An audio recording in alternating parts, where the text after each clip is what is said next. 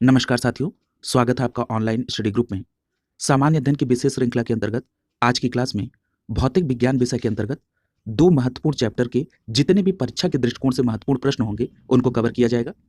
इसमें पहला चैप्टर होगा ध्वनि और दूसरा होगा विद्युत धारा। तो चलिए प्रारंभ करते हैं ध्वनि चैप्टर से। यदि आप विगत वर्षों के प्रश्नों के एनालिसिस करेंगे तो आप ये पाएंगे कि ध्वनि चैप्टर से सर्वाधिक प्रश्न ध्वनि की चाल से संबंधित बना है।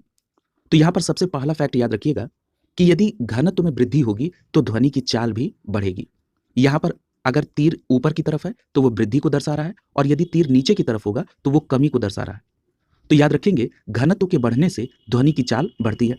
जैसे अगर मान लीजिए गैस की बात करें तो गैस में अत्यंत धीमी गति होती है ध्वनि की। यदि हम द्रव की बात कर लें तो इसमें ध्वनि की गति तीव्र होती है। और यदि आपसे पूछा जाए कि ध्वनि की चाल सबसे ज्यादा किस में होती है तो आपका जवाब होगा ठोस में। यहां पर दूसरी बात आपको ध्यान में रखना है कि यदि तापमान में वृद्धि होगी तो ध्वनि की चाल में भी वृद्धि होगी। और यही कारण है कि वायु में ध्वनि की जो चाल है वो ठंडे दिनों की अपेक्षा गर्मी में अधिक होती है। क्यों? क्योंकि गर्मी में तापमान ज्यादा रहेगा तो ध्वनि की चाल भी ज्यादा रहेगी। अगला देखिए, याद रखिएगा अगर आर्द्रता में वृद्धि होती है तब भी ध्वनि की चाल में वृद्धि होगी। यही कारण है कि ध्वनि शुष्क वायु में धीमी परंतु आर्द्र वायु में तीव्र गति से चलती है। क्लियर है? तो ये तीनों महत्वपूर्ण फैक्ट आप ध्यान में रखेंगे। आपको एग्जाम्पल के साथ बता दिया गया है। यहां पर कुछ फैक्ट्स और आपको ध्यान में रखना है। जैसे अगर आपसे ये पूछा जाए कि सामान्य ताप और दाब पर वायु में ध्वनि का वेग कितना होता है तो आपका जवाब होगा 331 मीटर प्रति सेकेंड। यदि हम ध्वनि तरंगों की कुछ महत्वपूर्ण बातों को आपको रिकॉल करा दें तो आप सभी जानते हैं कि ध्वनि तरंगें यांत्रिक तरंगें होती हैं, अर्थात इसमें माध्यम की आवश्यकता होती है। इसका मतलब यह है कि ध्वनि तरंगें निर्वात में नहीं चल सकती हैं। और यही कारण है कि यदि चंद्रमा पर दो व्यक्ति आपस में बात करें तो वो एक दूसरे की बात नहीं सुन सकते हैं क्योंकि वहां ध्वनि तरंगें चल ही नहीं पाएंगी क्योंकि वहां पर वायुमंडल नहीं है। यदि हम ध्वनि तरंगों की बात करें तो ये अनुदैर्ध्य तरंगें होती हैं। और याद रखिएगा ध्वनि तरंगें यदि माध्यम बदलता है तो इनकी संचरण में आवृत्ति नहीं बदलती है। तो याद रखिएगा ध्वनि तरंगें माध्यम बदलने पर इनकी आवृत्ति में कोई बदलाव नहीं होता है। ये सभी फैक्ट बहुत महत्वपूर्ण है, आप सभी को ध्यान में रखेंगे। अगला देखिए, अगले प्रश्न में आपसे पूछा जा रहा है कि प्रतिध्वनि को रोकने के लिए जो कंसर्ट्स हॉल होते हैं उनकी दीवारों और छतों पर किस प्रकार के पदार्थ लगाए जाते हैं या किस प्रकार के पदार्थों से उनका निर्माण किया जाता है। तो याद रखिएगा जो प्रतिध्वनि है उसको रोकने के लिए जो कंसर्ट्स हॉल होते हैं उनकी दीवारों और छतों को नरम पदार्थ जैसे फाइबर ग्लास इत्यादि से मिलकर बनाया जाता है। या आपने देखा होगा कई बार थर्माकोल की सीट्स लगी होती हैं या पर्दे लगे होते हैं ताकि प्रतिध्वनि को रोका जा सके। अगला देखिए, यहां पर एक बात और आपको प्रतिध्वनि से संबंधित याद रखनी है कि जो प्रतिध्वनि सुनने के लिए परावर्तित सतह और सुनने वाली व्यक्ति के मध्य कम से कम कितनी दूरी होनी चाहिए तब जाके प्रतिध्वनि सुनाई देगी। तो याद रखिएगा कम से कम 16.5 मीटर की दूरी होनी चाहिए। कहने का मतलब यह है कि जिस सतह से ध्वनि परावर्तित होकर आएगी और जिस व्यक्ति को वो प्रतिध्वनि सुनना है इन दोनों के बीच 16.5 मीटर की दूरी कम से कम होनी चाहिए, या इसको आप लगभग 17 मीटर भी कह सकते हैं। ये बात आप जानते हैं कि जो ध्वनि की संवेदना है वो दिमाग में 1/10 सेकेंड तक बनी रहती है। क्लियर है? अगला देखिए, अगले प्रश्न में आपसे पूछा जा रहा है कि यदि अधिक लंबी बांसुरी होगी तो जो उससे ध्वनि तरंगें निकलेंगी वो किस तरंगदैर्ध्य की होंगी और उनकी आवृत्ति कैसी होगी। तो याद रखिएगा अधिक लंबी बांसुरी से अधिक बड़ी तरंगदैर्ध्य वाली ध्वनि तरंगें उत्पन्न होती हैं। और यदि तरंगदैर्ध्य बड़ी होगी तो आवृत्ति क्या होगी? निम्न होगी। क्यों? क्योंकि आप सभी जानते हैं कि आवृत्ति और तरंगदैर्ध्य के बीच में व्युत्क्रमानुपाती का संबंध होता है। अगला देखिए, अगला जो प्रश्न बनेगा वो है ध्वनि की आवृत्ति परिसर से संबंधित। याद रखिएगा जो ध्वनि की आवृत्ति परिसर है इसको मुख्य रूप से 3 भागों में विभाजित किया जाता है। जो पहला वर्गीकरण है वो है श्रव्य तरंगों के रूप में। याद रखिएगा श्रव्य तरंगें वो तरंगें होती हैं जिनको मानव आसानी से सुन सकता है। यदि हम इसके परिसर की बात करें तो ये 20 हर्ट्ज से लेकर 20,000 हर्ट्ज तक के बीच में आती हैं। जो दूसरा वर्गीकरण है वो है अपश्रव्य तरंगों का। याद रखिएगा अपश्रव्य तरंगें वो तरंगें होती हैं जिनकी आवृत्ति 20 हर्ट्ज से कम होती है। एग्जाम्पल के तौर पर जो मानव का हृदय कंपन होता है वो इसी आवृत्ति के अंतर्गत आता है। यहां पर एक बात और याद रखिएगा कि व्हेल, गैंडा और हाथी ये भी अपश्रव्य ध्वनियां उत्पन्न करते हैं। हाथी के संदर्भ में आपको ये बात दिमाग में आ सकती है कि हाथी तो जब बोलता है तो वो बातें सुनाई देती हैं। याद रखिएगा हाथी जब प्रजनन के समय ध्वनि उत्पन्न करता है तो वो अपश्रव्य ध्वनियां होती हैं। अगला है भूकंप से पूर्व जो निम्न आवृत्ति की ध्वनि उत्पन्न होती है वो कौन सी होती है? अपश्रव्य ध्वनि होती है, जिसको कुछ जंतु अनुभव भी कर लेते हैं, इसलिए वो भूकंप से पहले परेशान होने लगते हैं, क्योंकि उनको पहले ही आभास हो जाता है। अगला देखिए, अगला जो वर्गीकरण है वो है पराश्रव्य तरंगों का। पराश्रव्य तरंगों को इंग्लिश में कहते हैं अल्ट्रासोनिक वेव्स। यदि हम इसकी आवृत्ति की बात करें तो ये 20,000 हर्ट्ज या 20 किलो हर्ट्ज से अधिक आवृत्तियां की होती हैं। क्लियर है? यहां पर एक बात और याद रखिएगा कि डॉल्फिन, चमगादड़ जैसे जो जंतु होते हैं वो पराश्रव्य ध्वनियां उत्पन्न करते हैं, और कुछ ऐसे भी जंतु हैं जो पराश्रव्य ध्वनियों को उत्पादित तो नहीं करते हैं, लेकिन उनको सुन सकते हैं। तो वो कौन है? तो उसके एग्जाम्पल के तौर पर आप कुत्ता को ले सकते हैं।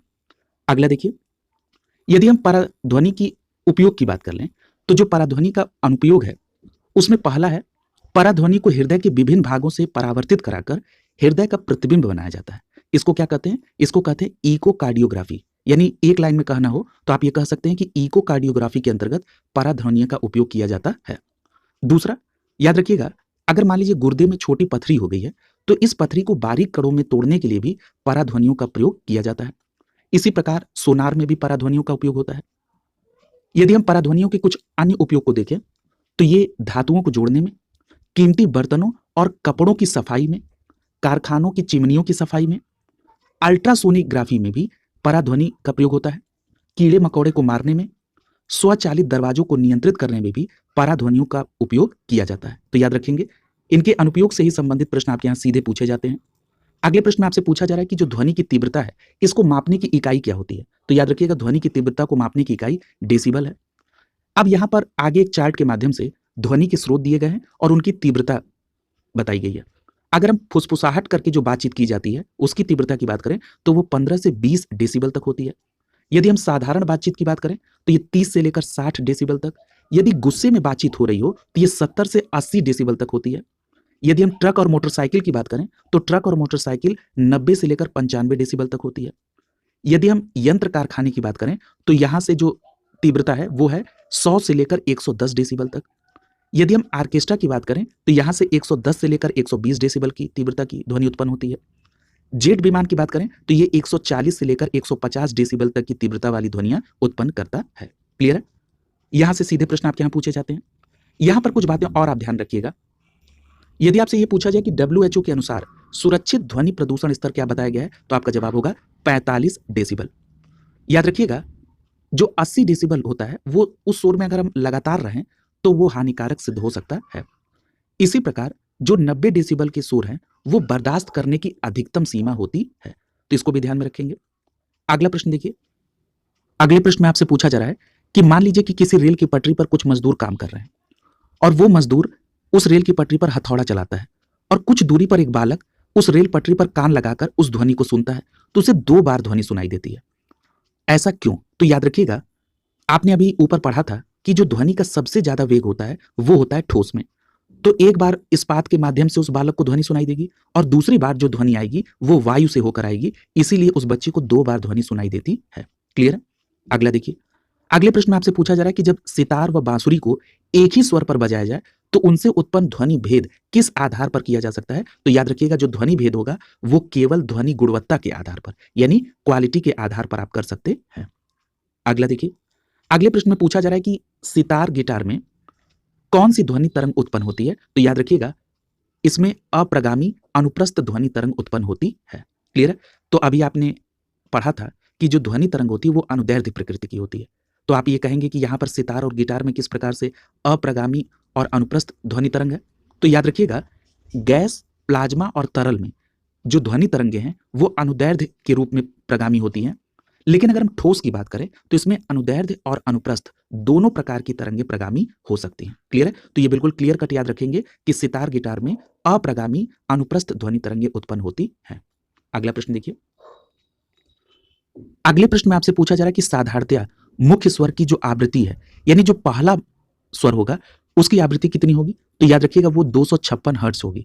जब आप सुनते हैं सा रे गा मा पा धा नी सा, यानी जो पहला सा है वो 256 हर्ट्ज पर होगा और जो लास्ट में 8वां है वो उसकी आवृत्ति कितनी होगी? वो 512 हर्ट्ज की होगी। क्लियर है? याद रखेंगे।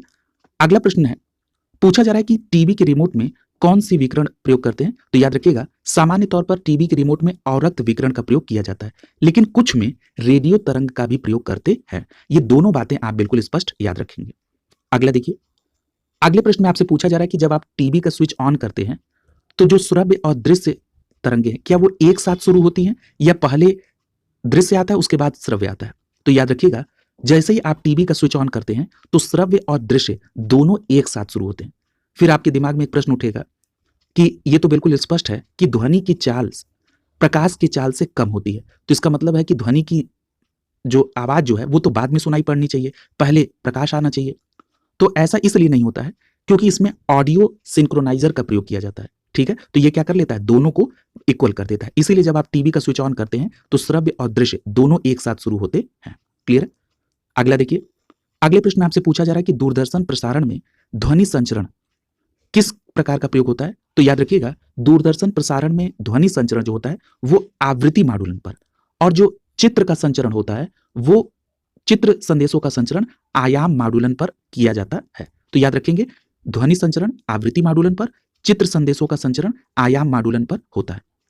अगले प्रश्न में आपसे पूछा जा रहा है कि आवृत्ति, अभी आपने पढ़ा था कि आवृत्ति और तरंगदैर्घ्य के बीच में व्युत्क्रमानुपाती का संबंध होता है। तो आवृत्ति बराबर होता है प्रकाश की चाल बटे में तरंगदैर्घ्य। आवृत्ति को यहां पर n से दिखाया गया है, प्रकाश की चाल को c से और I को तरंगदैर्घ्य से दिखाया गया है। क्लियर है? तो इतनी बात आप यहां पर ध्वनि चैप्टर में ध्यान में रखेंगे। अगला चैप्टर प्रारंभ कर रहे हैं। अगले चैप्टर का नाम है विद्युत धारा।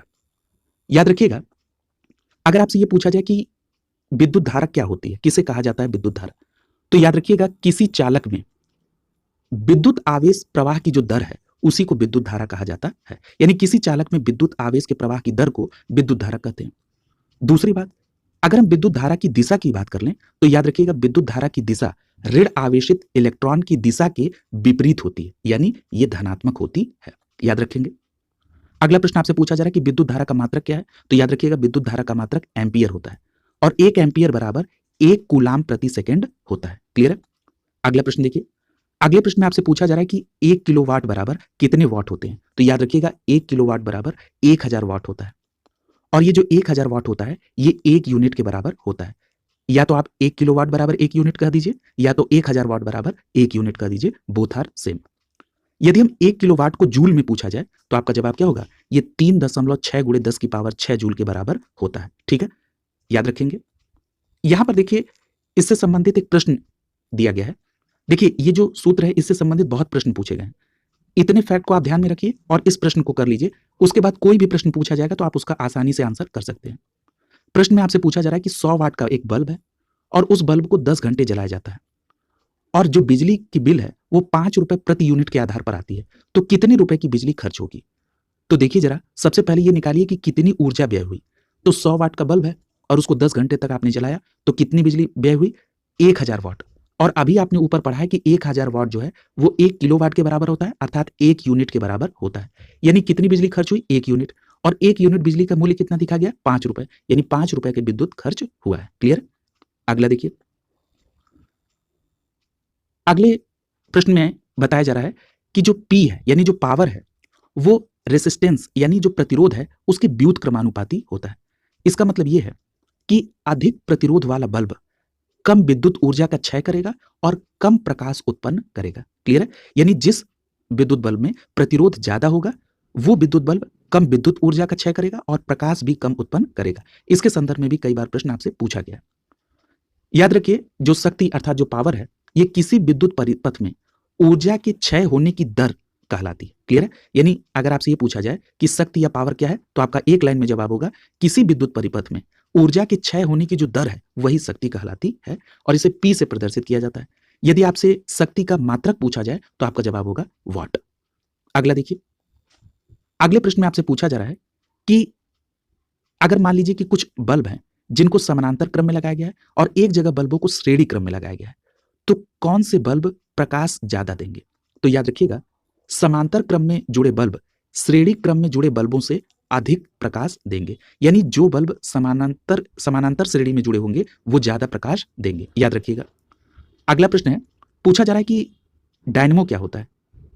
याद रखिएगा, डायनेमो विद्युत चुंबकीय प्रेरण द्वारा यांत्रिक ऊर्जा को यानी मैकेनिकल एनर्जी को विद्युत ऊर्जा में परिवर्तित करता है। तो याद रखेंगे दो बातें यहाँ पर आपको मिल रही हैं। सबसे पहली बात कि जो डायनेमो है ये विद्युत चुंबकीय प्रेरण सिद्धांत पर कार्य करता है और ये यांत्रिक ऊर्जा को विद्युत ऊर्जा में परिवर्तित करता है। अगला देखिए, अगले प्रश्न में आपसे पूछा जा रहा है कि जब वैद्युत ऊर्जा गति में परिवर्तित होती है तो क्या कोई ऊष्मा की हानि होती है? तो आपका जवाब होगा नहीं। यानी जब वैद्युतिक ऊर्जा गति में परिवर्तित होती है तो ऊष्मा का कोई हानि नहीं होता है। क्लियर है? अगला प्रश्न देखिए, अगला प्रश्न आपसे विद्युत मोटर को लेकर पूछा जा रहा है। तो याद रखिएगा जो विद्युत मोटर है ये विद्युत ऊर्जा को यांत्रिक ऊर्जा में परिवर्तित करता है, सबसे महत्वपूर्ण बात। और यहां पर एक बात और याद रखिएगा कि जिस प्रकार से ऊपर अगर आपने डायनेमो को देखा था कि ये विद्युत चुंबकीय प्रेरण के सिद्धांत पर कार्य करता है, उसी प्रकार जो विद्युत मोटर है ये भी विद्युत चुंबकीय प्रेरण पर आधारित होता है। क्लियर है? बस अंतर क्या है कि जो आपका डायनेमो है वो यांत्रिक ऊर्जा को विद्युत ऊर्जा में बदलता है और जो आपका विद्युत मोटर है ये विद्युत ऊर्जा को यांत्रिक ऊर्जा में बदलता है। क्लियर है? अगला देखिए, अगले प्रश्न में आपसे पूछा जा रहा है कि बैटरी ये किस प्रकार का कन्वर्जन करती है? तो याद रखिएगा ये रासायनिक ऊर्जा को विद्युत ऊर्जा में परिवर्तित करती है। क्लियर है? अगला देखिए, अगले प्रश्न में आपसे पूछा जा रहा है कि कम वोल्टेज पर कार्य करने पर जो विद्युत मोटर है वो प्रायः जल जाते हैं, ऐसा क्यों?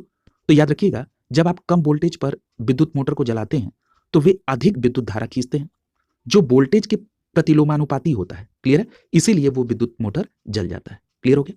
अगला देखिए, अगला प्रश्न जो पूछा जा रहा है वो फैराडे स्थिरांक पर आधारित है।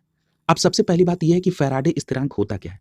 तो याद रखिएगा भौतिक और रसायन विज्ञान में 1 मोल इलेक्ट्रॉन पर स्थित कुल आवेश की मात्रा फैराडे स्थिरांक कहलाती है। मैं फिर से रिपीट कर रहा हूं, भौतिक व रसायन विज्ञान में 1 मोल इलेक्ट्रॉन पर स्थित कुल आवेश की मात्रा फैराडे स्थिरांक कहलाती है और इसको एफ से प्रदर्शित किया जाता है। यदि आपसे 1 फैराडे का मान पूछ लिया जाए तो आपका जवाब होगा 1 फैराडे का मान 96,500 होता है। क्लियर है? अगला देखिए, अगला प्रश्न आपसे मोटर कार बैटरी से संबंधित पूछा जा रहा है। सबसे पहली बात कि जो मोटर कार बैटरी है इसकी वोल्टता कितने की है? तो याद रखिएगा ये 12 वोल्ट की होती है। दूसरी बात कि जो मोटर कार बैटरी है इसमें विद्युत अपघट्य के रूप में किसका प्रयोग किया जाता है? तो याद रखिएगा इसमें 35% सल्फ्यूरिक अम्ल होता है विद्युत अपघट्य के रूप में। और याद रखिएगा मोटर कार बैटरी में 65% जल होता है। क्लियर है? यहां एक बात और याद रखिएगा, मोटर कार बैटरी का जो कैथोड है वो लेड डाई ऑक्साइड है। क्लियर है? यानी PbO2 है। और अगर हम एनोड की बात करें तो एनोड इसका लेड होता है, लेड का होता है। क्लियर है? तो ये बात भी आप यहां पर याद रखेंगे। अगला देखिए, अगले प्रश्न में आपसे निकेल कैडमियम बैटरी की बात हो रही है। तो याद रखिएगा जो निकेल कैडमियम बैटरी है जिसको आप शॉर्ट फॉर्म में NiCd कहते हैं, ये बैटरी चार्जेबल बैटरी है और इसमें निकेल हाइड्रोक्साइड और कैडमियम इलेक्ट्रोड के रूप में प्रयोग किया जाता है। क्लियर है? तो याद रखेंगे निकेल कैडमियम एक रिचार्जेबल बैटरी है, इसमें निकेल हाइड्रोक्साइड और कैडमियम इलेक्ट्रोड के रूप में प्रयोग किए जाते हैं। और यदि पूछा जाए कि इसमें विद्युत अपघट्य क्या होता है तो याद रखिएगा इसमें पोटेशियम हाइड्रोक्साइड क्षारीय ये विद्युत अपघट्य होता है निकेल कैडमियम बैटरी में। यदि हम निकेल कैडमियम बैटरी के उपयोग वाली जगह की बात करें तो कैलकुलेटर, कार्डलेस इलेक्ट्रॉनिक उपकरण, ट्रांजिस्टर, इन सभी जगहों पर निकेल कैडमियम बैटरी का प्रयोग किया जाता है। क्लियर है? अगला देखिए, अगले प्रश्न में आपसे पूछा जा रहा है कि जो बल्ब होता है इसका जो फिलामेंट है वो किसका बना होता है? तो याद रखिएगा जो बल्ब का फिलामेंट है वो टंगस्टन का बना होता है। टंगस्टन की खोज बर्गमैन ने 1781 में की थी। अगर टंगस्टन का गलनांक और क्वथनांक पूछा जाए तो याद रखिएगा टंगस्टन का जो गलनांक है वो 3422 डिग्री सेंटीग्रेड है और जो क्वथनांक होता है वो 5555 डिग्री सेंटीग्रेड इसका क्वथनांक होता है। यदि हम विद्युत बल्ब की खोज की बात करें तो विद्युत बल्ब की खोज एडिसन ने की थी। यहां पर एक बात और याद रखिएगा, विद्युत बल्ब में नाइट्रोजन और आर्गन ये भरे होते हैं। यहां पर एक प्रश्न और आपसे पूछा जाता है कि बल्ब में विद्युत धारा प्रवाहित होने पर जो तंतु है यानी जो फिलामेंट है उसका ताप कितना होता है? तो याद रखिएगा जब आप बल्ब में विद्युत धारा प्रवाहित करते हैं तो तंतु या फिलामेंट का ताप 1500 डिग्री सेंटीग्रेड से 2500 डिग्री सेंटीग्रेड तक होता है। लेकिन याद रखिएगा इस ताप में से केवल 5 से 10% भाग ही प्रकाश में बदलता है। क्लियर है? अगला देखिए, अगले प्रश्न में आपसे पूछा जा रहा है कि तड़ित चालक क्या होता है? तो याद रखिएगा तड़ित चालक में एक छड़ होती है जो भवन के सबसे ऊपरी छोर पर लगाई जाती है। क्लियर है? और ये जो तड़ित चालक है ये भवन को आकाशीय विद्युत से रक्षा करने के लिए लगाई जाती है। इसका जो ऊपरी सिरा होता है वो नुकीला होता है और इस सिरे से एक तार को जोड़ दिया जाता है और इस तार को नीचे लाकर पृथ्वी में गाड़ दिया जाता है। ठीक है? यानी जमीन में गाड़ दिया जाता है। ऐसा इसलिए किया जाता है कि जो आवेश है वो इसके माध्यम से पृथ्वी में चला जाए और उस भवन पर आकाशीय विद्युत का कोई प्रभाव न पड़े। क्लियर है? अगला प्रश्न देखिए। अगले प्रश्न में पूछा जा रहा है कि जो 3 पिन होता है, जो आपने देखा होगा 3 पिन प्लग होता है, उस 3 पिन प्लग में जो सबसे बड़ी पिन होती है उससे क्या जोड़ा जाता है? तो याद रखिएगा जो सबसे बड़ी पिन है उससे अर्थ यानी आधार जोड़ा जाता है। क्लियर है? ये अर्थ क्यों होता है? अभी ऊपर आपने पढ़ा कि जो अतिरिक्त वोल्टेज है उसको नियंत्रित करने के लिए यानी सुरक्षा प्रदान करने के लिए ये बड़ी पिन में अर्थ जोड़ा जाता है। क्लियर है? अगला प्रश्न देखिए। अगले प्रश्न में आपसे पूछा जा रहा है कि आपस में जुड़ी दो आवेशित वस्तुओं के बीच किस कंडीशन में विद्युत धारा प्रवाहित नहीं होगी? तो याद रखिएगा यदि वे समान विभव के होंगे तो उसमें विद्युत धारा प्रवाहित नहीं होगी। क्यों? क्योंकि ओम का नियम कहता है कि विभव और धारा ये क्या होती है? समानुपाती होती है। यानी अगर वो समान विभव के होंगे तो उनकी धारा भी क्या हो जाएगी? समान हो जाएगी और उसमें आवेश प्रवाहित नहीं हो पाएगा। क्लियर है? अगला देखिए। याद रखिएगा यदि प्रतिरोधकता निम्न है तो वो चालक कैसा होगा? तो याद रखिएगा वो सुचालक होगा। क्लियर है? और अगर ये पूछ लिया जाए कि सर्वाधिक सुचालक कौन होता है तो आपका जवाब होगा चांदी सबसे ज्यादा सुचालक होता है। यदि हम चांदी की बात करें तो उसके बाद तांबा, फिर एल्युमिनियम और उसके बाद लोहा, ये सुचालकता के सही क्रम है। क्लियर है? चांदी के बाद। अगला प्रश्न देखिए। पूछा जा रहा है कि फ्यूज का तार किस प्रकार के धातु का बना होना चाहिए और ये फ्यूज के तार का उपयोग क्या है? तो याद रखिएगा जो फ्यूज का तार है ये निम्न गलनांक का होगा और उच्च प्रतिरोधक शक्ति वाले धातु का बना होना चाहिए। क्लियर है? मैं एक बार फिर रिपीट कर रहा हूं, यहां से प्रश्न बहुत पूछा जाता है। जो फ्यूज का तार है वो निम्न गलनांक और उच्च प्रतिरोधक शक्ति वाले धातु का बना होना चाहिए। कारण क्या है?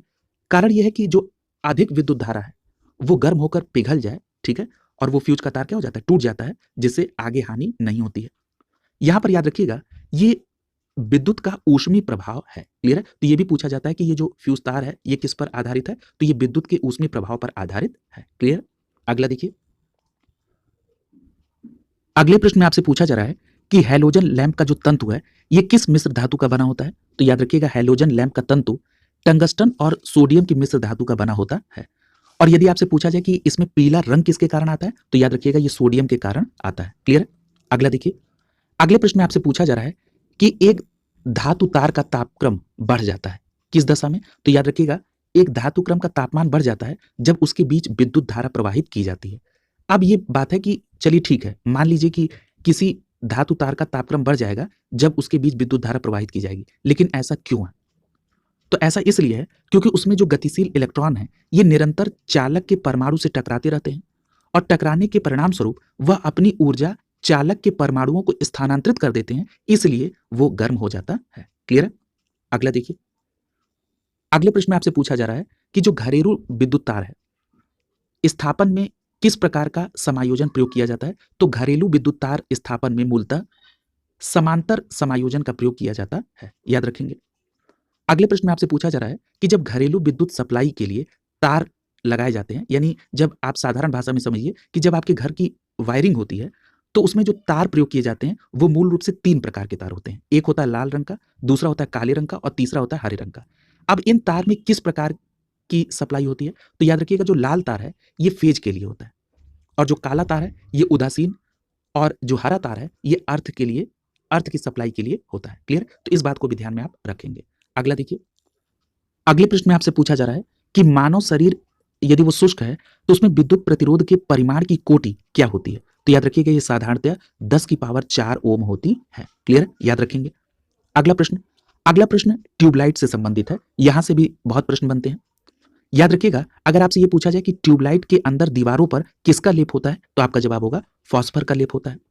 और जो इसके अंदर अक्री गैस होती है वो कौन कौन सी होती है? तो याद रखिएगा इसके अंदर अक्री गैस, आर्गन, जिनॉन, नियॉन होती हैं और ये पारे के वाष्प, जो पारे को वाष्पीकृत करके उसके साथ ट्यूबलाइट के अंदर भरी जाती है। क्लियर है? तो याद रखेंगे ट्यूबलाइट के अंदर दीवारों पर फॉस्फर का लेप होता है और इसके अंदर अक्री गैस, आर्गन, जिनॉन, नियॉन को पारे के साथ वाष्पीकृत करके इसमें भर दिया जाता है।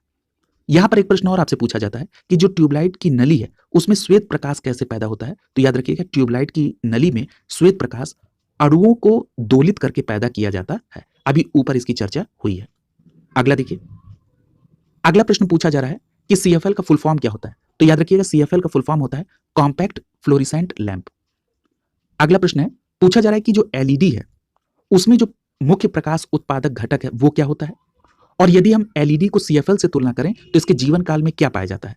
तो देखिए सबसे पहले तो ये समझ लीजिए कि एलईडी का फुल फॉर्म क्या है। तो एलईडी का फुल फॉर्म होता है लाइट एमिटिंग डायोड। और याद रखिएगा लाइट एमिटिंग डायोड में जो मुख्य प्रकाश उत्पादक घटक है वो होता है गैलियम आर्सेनाइड। क्या है? Gallium arsenide. याद रखिएगा यह ये जो गैलियम आर्सेनाइड है यही विद्युत ऊर्जा को प्रकाश में बदलता है। दूसरी बात, एलईडी का जो जीवन काल है वो सीएफएल से अधिक होता है। क्लियर है? अगला प्रश्न देखिए। अगले प्रश्न में आपसे पूछा जा रहा है कि जो ट्यूबलाइट है उसका चोक क्या काम करता है। तो याद रखिएगा ट्यूबलाइट का जो चोक है ये कुंडली लाइन वोल्टता को बढ़ाती है। क्लियर है? और यदि आपसे ये पूछ लिया जाए कि ट्यूबलाइट का स्टार्टर क्या करता है, तो ट्यूबलाइट का स्टार्टर धारा को बढ़ाकर चोक को प्रेषित करता है। क्लियर है? अगला देखिए। अगले प्रश्न में आपसे पूछा जा रहा है कि जो विद्युत शक्ति है इसका सूत्र क्या होता है। तो यानी विद्युत शक्ति P बराबर विभवांतर इंटू विद्युत धारा। क्लियर है? विभवांतर को V से और विद्युत धारा को I से प्रदर्शित किया गया है। इसका मतलब ये हो गया कि P बराबर V इंटू I। इससे रिलेटेड एक प्रश्न आपसे पूछा गया कि यदि विद्युत धारा और विभवांतर इन प्रत्येक को दोगुना कर दिया जाए तो विद्युत शक्ति कितने गुना हो जाएगी। तो याद रखिएगा विद्युत धारा और विभवांतर यदि हम प्रत्येक को दोगुना कर दें तो विद्युत शक्ति 4 गुनी हो जाएगी। आप इस सूत्र में रखकर निकाल सकते हैं। अगला देखिए। अगले प्रश्न में आपसे पूछा जा रहा है कि ट्रांसफार्मर का काम क्या होता है। तो याद रखिएगा जो ट्रांसफार्मर है उसको हिंदी में परिणामित कहते हैं। क्या कहते हैं? परिणामित। याद रखिएगा ट्रांसफार्मर जो है ये कम वोल्टता की विद्युत शक्ति को अधिक और अधिक वोल्टता की विद्युत शक्ति को कम वोल्टता में परिवर्तित करता है। क्लियर है? तो एक ये बहुत प्रश्न पूछा गया है। तो याद रखिएगा जो ट्रांसफार्मर का काम है वो कम वोल्टता की विद्युत शक्ति को अधिक में और अधिक वोल्टता की विद्युत शक्ति को कम में परिवर्तित करके दूर भेजता है। और एक बात और याद रखिएगा जो ट्रांसफार्मर है ये केवल प्रत्यावर्ती धारा पर कार्य करता है। प्रत्यावर्ती धारा का मतलब क्या है? एसी करंट पर यानी अल्टरनेट करंट पर यह कार्य करता है। अगला प्रश्न देखिए। अगले प्रश्न में आपसे पूछा जा रहा है कि मोबाइल फोन चार्जर में अपचयी ट्रांसफार्मर का प्रयोग क्यों किया जाता है। अपचयी ट्रांसफार्मर का मतलब स्टेप डाउन ट्रांसफार्मर। इसका प्रयोग किया जाता है क्योंकि वोल्टेज को घटाने के काम ये करता है। क्लियर है? यानी मोबाइल फोन चार्जर में जो अपचयी ट्रांसफार्मर है ये वोल्टेज को घटाने का काम करता है। अगला प्रश्न देखिए।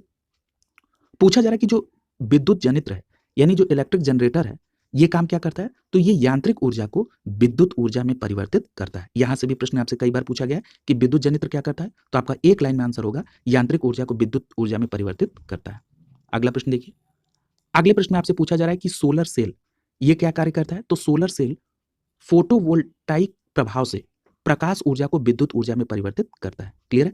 यानी सोलर सेल फोटोवोल्टाइक प्रभाव से प्रकाश ऊर्जा को विद्युत ऊर्जा में परिवर्तित करता है। अगले प्रश्न में आपसे पूछा जा रहा है कि डीजल इंजन ये कैसा परिवर्तन करता है। तो याद रखिएगा डीजल इंजन में रासायनिक ऊर्जा को यांत्रिक ऊर्जा में बदला जाता है। अगला प्रश्न देखिए। पूछा जा रहा है कि बैटरी को चार्ज करने के लिए किस प्रकार की धारा का प्रयोग किया जाता है। तो बैटरी को चार्ज करने के लिए डीसी धारा का प्रयोग होता है यानी डायरेक्ट करंट का प्रयोग किया जाता है। और इसके लिए चार्जर में रेक्टिफायर होता है। अब ये रेक्टिफायर क्या करता है। रेक्टिफायर एसी को डीसी में बदलता है यानी अल्टरनेट करंट को डायरेक्ट करंट में बदलता है। कौन? रेक्टिफायर। यहां से सीधा प्रश्न भी आपसे पूछा गया। क्लियर है? यदि हम इन्वर्टर की बात करें तो ये डीसी को एसी में बदलता है। यदि हमसे पूछा जाए कि ट्रांसमीटर क्या होता है। याद रखिएगा ट्रांसमीटर के द्वारा एंटीना की सहायता से विद्युत चुंबकीय संकेतों को प्रसारित किया जाता है। क्लियर है? और यदि पूछा जाए कि इसका प्रयोग कहां पर, तो याद रखिएगा रेडियो, टेलीविजन और अन्य संचार साधनों के लिए ट्रांसमीटर का प्रयोग किया जाता है। अगला प्रश्न देखिए। अगले प्रश्न में आपसे पूछा जा रहा है कि भारत में विद्युत वितरण जो कंपनियां हैं वो विद्युत खपत की जो गणना है वो किसमें करती हैं। तो याद रखिएगा ये गणना किलोवाट घंटे में की जाती है। यानी भारत में जो विद्युत वितरण कंपनियां हैं ये विद्युत खपत की गणना किलोवाट घंटे में करती हैं। याद रखिएगा जो हमारे देश में 50 हर्ट्ज आवृत्ति पर विद्युत ट्रांसमिशन निर्धारित है। क्लियर है? और ये जो 50 हर्ट्ज आवृत्ति पर विद्युत ट्रांसमिशन निर्धारित है इसमें कमी या वृद्धि की जो गुंजाइश है वो केवल 0.5 हर्ट्ज तक की है। इससे ज्यादा या कुछ कम कमी हुई तो तुरंत पूरा सिस्टम कोलैप्स कर जाएगा। याद रखेंगे। अगला देखिए। पूछा जा रहा है कि भूक्रोड के अंदर चक्रक धाराओं के कारण किस क्षेत्र का निर्माण होता है। तो याद रखिएगा भूक्रोड के अंदर चक्रक धाराओं के कारण पृथ्वी के चुंबकीय क्षेत्र का निर्माण होता है। क्लियर है? तो याद रखेंगे भूक्रोड के अंदर चक्रक धाराओं के कारण पृथ्वी के चुंबकीय क्षेत्र का निर्माण होता है। इस प्रकार आपने इन दोनों चैप्टर को कंप्लीट किया। अगली क्लास में नए चैप्टर के साथ मुलाकात होगी। शुभकामनाओं के साथ आप सभी का बहुत बहुत धन्यवाद।